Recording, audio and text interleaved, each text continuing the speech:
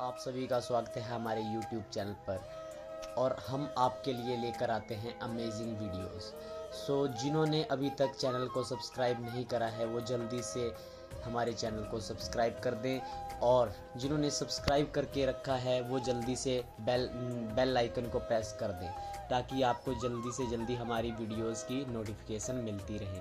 तो आज हम आपको लेकर आए हैं आनंदपुर साहिब, जिसे श्री केशगढ़ साहिब गुरुद्वारा के नाम से भी जाना जाता है। इस जगह को गुरु तेग बहादुर साहब जी ने 1665 में बिलासपुर के शासक से खरीदा था।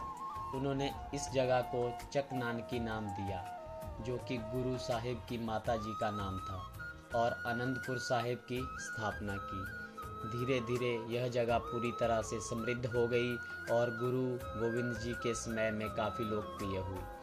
गुरु गोविंद सिंह जी ने यहाँ अपने जीवन के 25 साल बिताए थे। उन्होंने लोगों को धर्म से जोड़ा और सिक्खी के बारे में बताया। उन्होंने संगतों को बताया कि किस तरह सिख गुरुओं और वीर योद्धाओं ने धर्म की खातिर अपनी जान वार दी।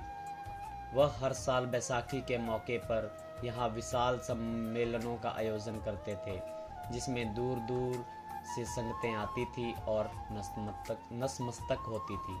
वास्तव में आनंदपुर साहिब की नींव 1690 में रखी गई थी। आनंदपुर साहिब को बाहरी खतरों से बचाने के लिए गुरु गोविंद सिंह जी ने शहर के चारों ओर 5 किलों का निर्माण करवाया, जिसमें भूमिगत सुरंगें भी बनाई गई थी। इसी स्थान पर 1699 में बैसाखी के दिन गुरु गोविंद सिंह जी ने 5 प्यारों को अमृत छकाकर खालसा पंथ की स्थापना की थी। सन 1665 के मध्य में गुरु तेग बहादुर साहिब कीरतपुर की तरफ आए, जो बिलासपुर से थोड़ी ही दूर पर था। वह कुछ दिन कीरतपुर साहिब में ही रुके हुए थे।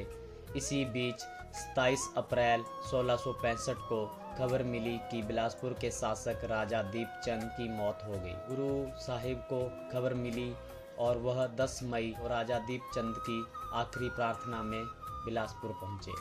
बिलासपुर का शासक गुरु में आस्था रखने वाला सिख था।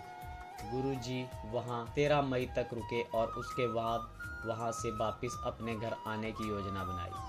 ये बात जानकर राजा की पत्नी रानी चंपा काफ़ी उदास हुई। उन्होंने गुरु जी की माता नानकी जी से आग्रह किया कि वह गुरु जी को यहीं रुकने के लिए कहें ताकि वह बिलासपुर से दूर ना जा सके। माता नानकी ने गुरु जी को मना लिया। यह सुनकर रानी बहुत खुश हुई और उन्होंने गुरु जी को कुछ ज़मीन देने का फैसला किया ताकि गुरु जी यहीं अपना नया शहर बसा सके। गुरु साहिब वहाँ नया शहर बसाने के लिए राजी भी हो गए। उन्होंने रानी से लोदीपुर, मियाँपुर व सहोटा के बीच की ज़मीन तो ले ली, लेकिन वह उसे दान में स्वीकार नहीं करना चाहते थे। लिहाजा गुरुजी ने ज़मीन दान में लेने से मना कर दिया। उन्होंने रानी से कहा कि वह तभी यह ज़मीन लेंगे जब आप इसका उचित मूल्य लेंगे। रानी चंपा ने गुरुजी की इस बात को झिझकते हुए मान लिया और गुरुजी ने उन्हें ज़मीन का भुगतान कर दिया। इसके बाद गुरुजी ने यहाँ चक नानकी गांव बसाया। गुरु तेग बहादुर साहब जी ने जिस जगह पर चक नानकी गांव बसाया था उसे उन्होंने बेहद सोच समझ कर चुना था। यह ज़मीन माखोवाल के प्राचीन गांव के पास थी।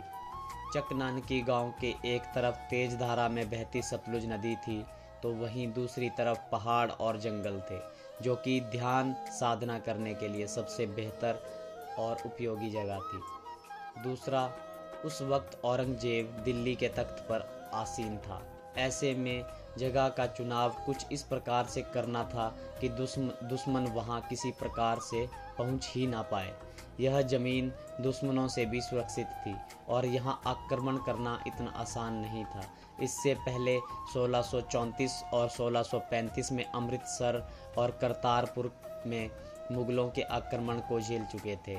इन लड़ाइयों में गुरु तेग बहादुर साहिब जी ने भी हिस्सा लिया था। हालांकि कीरतपुर साहिब मुग़लों के आक्रमण से बचा हुआ था, लेकिन कोई भरोसा नहीं था कि किस वक्त यहाँ भी मुग़ल आक्रमण कर दें। गुरु तेग बहादुर जी ने चक नानकी गांव के लिए जिस जमीन का चयन किया था उसमें रानी चंपा काफ़ी प्रभावित हुई थी। चक नानकी गांव जिस जमीन पर बसाया गया था वह बेहद उपजाऊ थी। वहाँ साल में 2 फसलों को आसानी से उगाया जा सकता था, इसलिए वह एक नया आत्मनिर्भर राज्य बनाने में सक्षम था।